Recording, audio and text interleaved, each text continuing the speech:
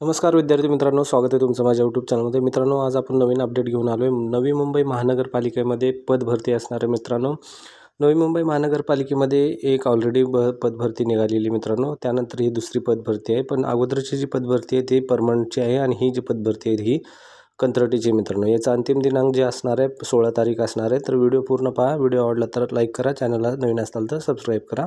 तर व्हिडिओ चालू करू मित्रांनो. तर पहा काय सांगितलं आहे.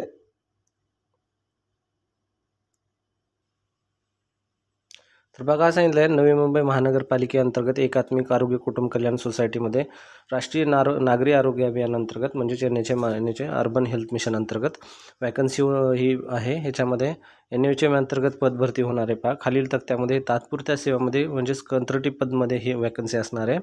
याच्यामध्ये बरेच पद आहेत. स्टाफ नर्स आहे, मेल आणि फिमेल असणार आहे. त्यानंतर पब्लिक हेल्थ मॅनेजर आणि MBBSचं वैद्यकीय अधिकारी पण ही पण वॅकन्सी असणार आहे मित्रांनो. त्यानंतर पहा काय सांगितलं याच्यामध्ये, जे मेडिकल ऑफिसर आहे वैद्यकीय अधिकारी याच्यासाठी जी वॅकन्सी आहे ही 15 तारखेपर्यंत असणार आहे. यांचा इंटरव्ह्यू जे आहे 15 तारखेला नवी मुंबई ऑफिसमध्येच दवाखान्यामध्ये तिकडेच होणार आहे. त्यानंतर दुसरं जे आहे ते स्टाफ नर्स, त्यानंतर पब्लिक हेल्थ मॅनेजर, त्यानंतर स्टाफ नर्स मेल फिमेल यांची जी वॅकन्सी आहे यांना फॉर्म भरायचा आहे. यांना जो फॉर्म भरायचा आहे 2/5/25 पासून ते 16/5/25पर्यंत त्यांना फॉर्म भरायचं आहे. ठीक आहे, तर ही त्याची शेवटची तारीख आहे. यासाठी तुम्हाला काय करावं लागेल, नवी मुंबई वेबसाईटवर महानगरपालिकेच्या वेबसाईटवर जावं लागेल. त्या ठिकाणी तुम्हाला हा ॲप्लिकेशन डाउनलोड करून घ्यावं लागेल. PDF डाउनलोड केल्यानंतर यामध्ये एक ॲप्लिकेशन आहे. तो ॲप्लिकेशन तुम्हाला भरून त्या ॲड्रेसवर पाठवायचा आहे. ठीक आहे. तर पहा याच्यामध्ये काय आहे, सुरुवातीला आहे वैद्यकीय अधिकारी पूर्ण वेळ आहे. पूर्ण वेळ म्हणजे फुल टाईम असतं. याच्यामध्ये वैद्यकीय अधिकारीचं MBBS होणं गरजेचं आहे. महाराष्ट्र मेडिकल काउन्सिलचं रजिस्ट्रेशन पण बंधनकारक आहे. त्यानंतर तो कोणत्या शासकीय स्थानिक ट्रस्ट खाजगी यांच्या संबंधित अनुभव असणं आवश्यक आहे. जर कोणता अनुभव वगैरे असेल तर चांगली गोष्ट आहे. त्यामध्ये वॅकन्सी किती आहे, टोटल यांची 12 वॅकन्सी असणार आहे. मेडिकल ऑफिसरचे 70 वर्षापर्यंत कोणी पण भरू शकतो आणि ह्याचं मानधन जे किती आहे 60,000 याचं मानधन असणार आहे. त्यानंतर नेक्स्ट पाहायच्यामध्ये दुसरी वॅकन्सी कोणती आहे, स्टाफ नर्स स्त्रीची आहे. जी फिमेलसाठी ते दुसरी स्टाफ नर्स आहे, फिमेलसाठी काढलेली वॅकन्सी आहे. ऑलरेडी आपण नवी मुंबई महानगरपालिकेमधला एक व्हिडिओ बनवलेला आहे जो परमनंट वॅकन्सी आहे. त्यानंतर यांनी हे कंत्राटी वॅकन्सी काढलेली आहे. तर पहा याच्यामध्ये जे फिमेल आहे फिमेलसाठी 12वी होणं गरजेचं आहे. त्यानंतर BSc किंवा GNM असलं तर भरू शकतात त्यांनी पण. याच्यामध्ये टोटल वॅकन्सी 9 आहे. त्यामध्ये अजा आणि विजामध्ये एक दिलेलं आहे. हे एकूण 2 आहेत. ठीक आहे, तर अशा प्रकारच्या वॅकन्सी आहेत. इतर मागासवर्गीयमध्ये 4, त्यानंतर प्रामध्ये 2, अधूक दुर्बलमध्ये विशेषमध्ये 1, अशा प्रकारचे एकूण आहे 9 वॅकन्सी आहेत. मानधन याचं किती असणार आहे तर 20,000 याचं मानधन असणार आहे. हे स्त्रीसाठी आहे फक्त. आणि हे जे आहे पुरुषसाठी पहा याच्यामध्येच ॲड केलेलं आहे. पुरुषमध्ये 2 दिलेले आहेत, 1 हे आणि 1, म्हणजे टोटल 9 वॅकन्सी आहेत. स्त्रीसाठी 7 असणार आहेत आणि मेलसाठी किती असणार आहेत तर पुरुषासाठी हे 2 असणार आहेत. अशा प्रकारे एकूण 9 वॅकन्सी आहेत. याच्यामध्ये मानधन हे 20,000च असणार आहे. त्यानंतर नेक्स्ट आहे ANM. जे कोणी ANM ज्यांचं झाले त्यांच्यासाठी खुश खबर आहे मित्रांनो. ANM वाल्यांसाठी, ANMमध्ये जे कोणी असतील त्यांच्यासाठी 10वी पासवर त्यानंतर ANM कोर्स उत्तीर्ण असणं गरजेचं आहे आणि महाराष्ट्र नर्सिंग काउन्सिलचं म्हणजेच MNCचं रजिस्ट्रेशन असणं गरजेचं आहे. ANM वाल्यांसाठी खूप चांगली गोष्ट आहे. त्यानंतर याच्यामध्ये टोटल 12 आहेत. ANMच्या जागा जास्त आहे त्याच्यामध्ये आणि ANMची वॅकन्सीमध्ये टोटल 18,000 याचं सॅलरी असणार आहे या पोस्टमध्ये.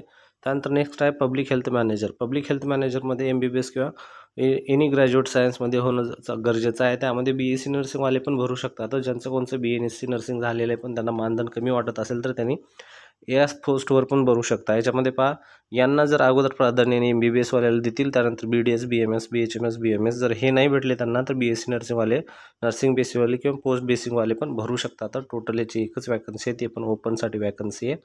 याच्यामध्ये सॅलरी ही 32,000 असणार आहे. ठीक आहे मित्रांनो. तर त्यानंतर पहा पुढं काय सांगितलं याच्यामध्ये,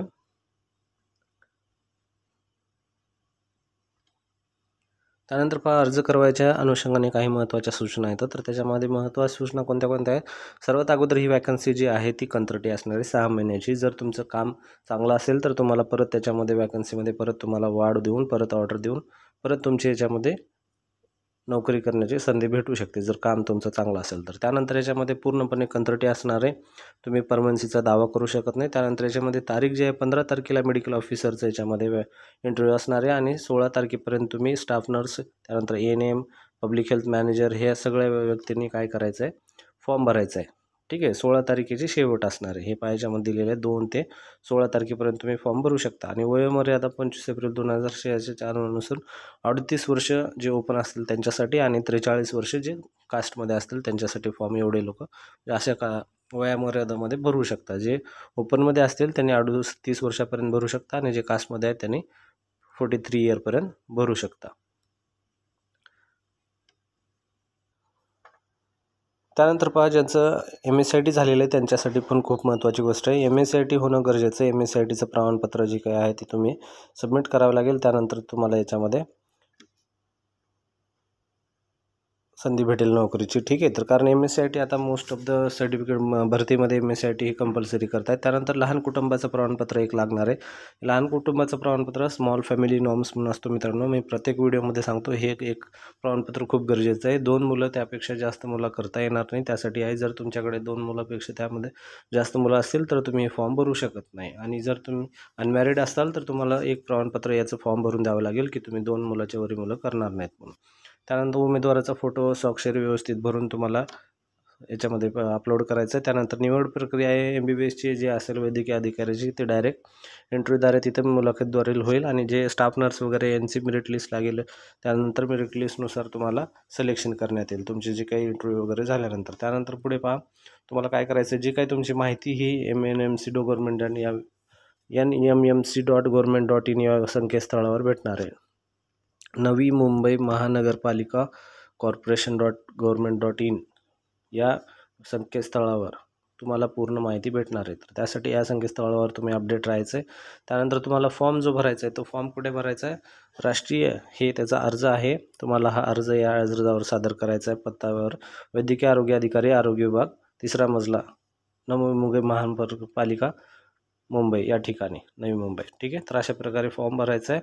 हा अर्ज तुम्हाला दाखवतो आणि त्यानंतर लागणारे महत्त्वाचे कागदपत्र तर हे सगळे कागदपत्र आहेत. या PDF तुम्हाला नवी मुंबई महानगरपालिका corporation.government.in या वेबसाईटवर भेटून जाईल. NMMC.government.in या संकेतस्थळावर. जर नाही भेटला तर आपल्या व्हिडिओच्या लिंकमध्ये पण याचं PDF भेटून जाईल तुम्हाला. त्यानंतर हे फॉर्म आहे. हा फॉर्म तुम्हाला डाउनलोड करून याच्यावर व्यवस्थित माहिती वगैरे भरून तुम्हाला सबमिट करायचं आहे. आपण